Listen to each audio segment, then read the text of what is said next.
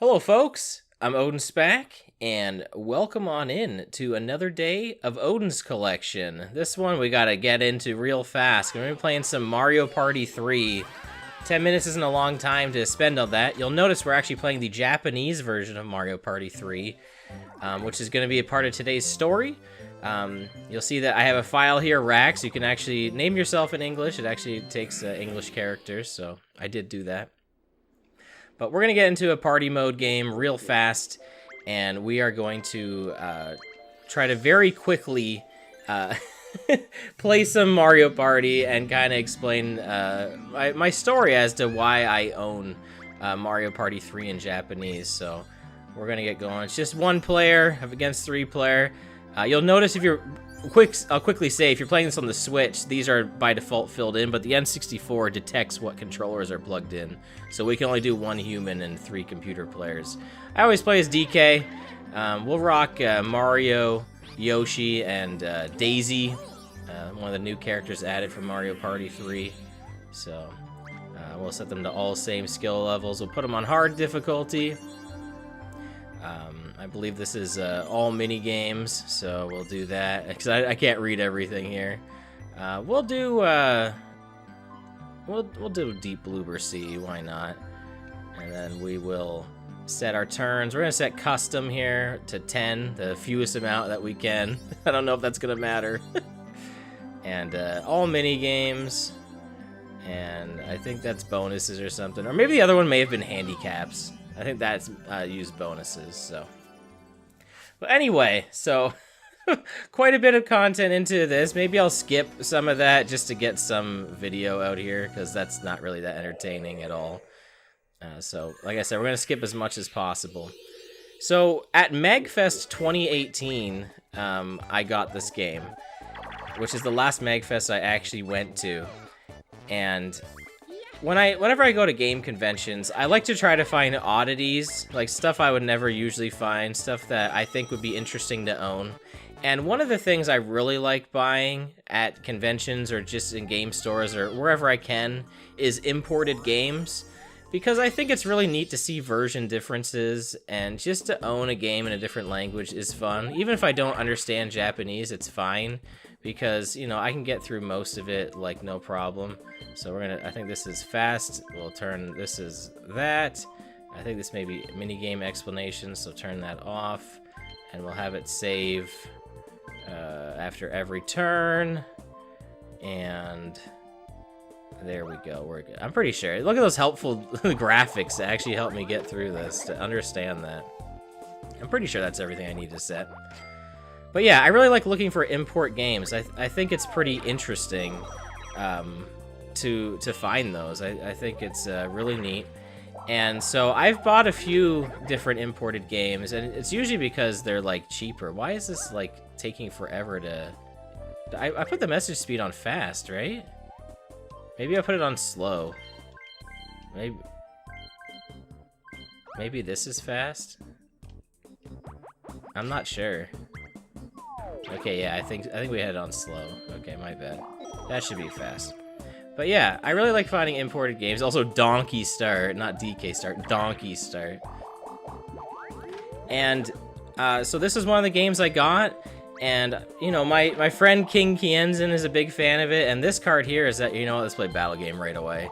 He's actually a big fan of this game, and he signed the cartridge that I have. I'm gonna try and get that in the thumbnail if that's noticeable. It's kind of faded away, honestly. Oh no, Battle Game, first turn, oh well. It's a little faded away now, but that's, you know, that's just kind of how it goes. It's been, what, 6 years? Oh my goodness, where's the time go? But this is the first imported N64 game that I've purchased. I only owned Super Famicom. Before this, I only owned Super Famicom, which is Super Nintendo Japanese games. But now I own an N64 one, and it allowed me to find out how to play them on your actual N64. Because if you don't know this, the Super Nintendo and the N64, maybe other consoles, but at least those ones, they're able to play Japanese games, but the cartridges themselves are the region locked. They're too large.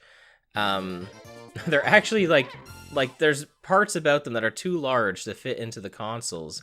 And for the Super Nintendo, it's an easy fix where you just remove some plastic tabs from inside the console, and then every Super Famicom cartridge works on it. And some people don't want to modify it that way, but there's other ways to get around it if you don't want to do that.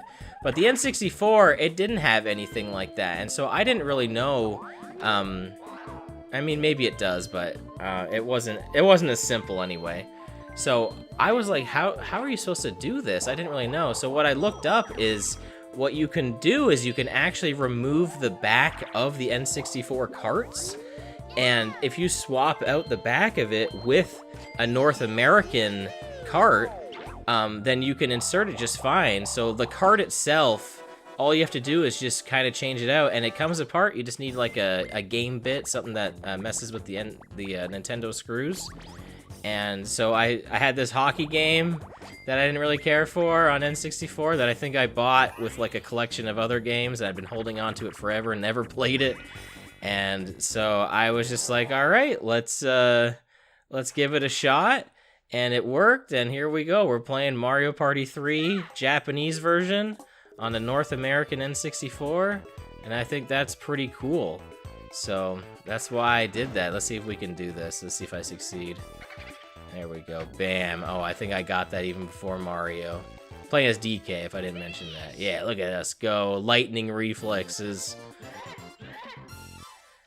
But yeah, that's really why I wanted to highlight today's game. Because I thought it would be really cool to like show off a Japanese game, because you don't really see that a lot on North American YouTube channels. You don't really see a lot of imported stuff like this, I feel like, because why would you, I guess, right? A lot of the games are the same usually, but I always think it's really interesting to play games that necessarily we didn't get, or like imported games that we or just like games with just differences in general. So, you know, games we didn't get, games with different versions. Mario Party 1 and 2 would be fun, because Wario and not Waluigi, but Luigi, they go like, oh my god, like when something bad happens to them, which is changed in North America. So I think that's pretty interesting that they, you know, they actually changed that for this. But, you know, so there's games like that where it's not so bad to play them in English. And I don't want to make that the entire video just talking about region differences, but, you know, this is one of the first videos that I'm doing on this rebooted Odin's collection that is Japanese, so I kind of wanted to talk about it a bit. There's a lot of other games that I am interested in getting, and who knows, maybe down the road it'll happen, but... Now the problem here is I don't actually know how much time. I'm trying to keep these under 11 minutes to kind of keep in line with classic YouTube. But I think I'll do one more turn. And if I have to edit out the beginning where I was like setting up the game settings, then I'll just edit it out. So, because it's not really that big a deal, I don't think it's that important. But yeah, this is just Mario Party 3. I'm glad to own it on N64. I think this is a cool version to own. It took me a while before I actually got to play it. I've only streamed this once since I've owned it, and that was the only time I played it. And that was years later after I had owned it. I don't know why it took me so long, but you know, I eventually got there, okay? I eventually got to owning it. And a lot of Japanese games are a lot cheaper to buy. And so if there's not a lot of differences when it comes to, like, you know, like if you don't need to really read what's going on, then it's really good just to get the Japanese version, as long as you have a way to be able to play it. The Mega Man X games come to mind. Alright, this might be the end here. We might not finish up this turn if we get another battle game. Okay, this is probably gonna be it here. Alright, well, this will be a fun way to end. See if we can win this final battle.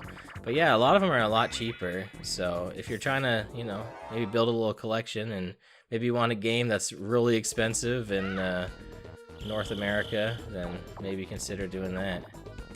I'll pick it up. Why am I not getting it? Whoa!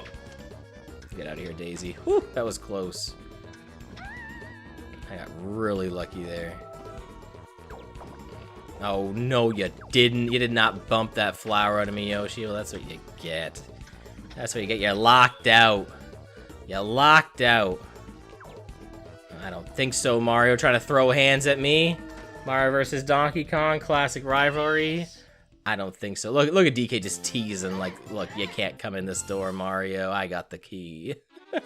Well, thanks for watching this video of Odin's Collection. It was a lot of fun to do. And I will catch you on the next Odin's Collection. So until then, take care and goodbye.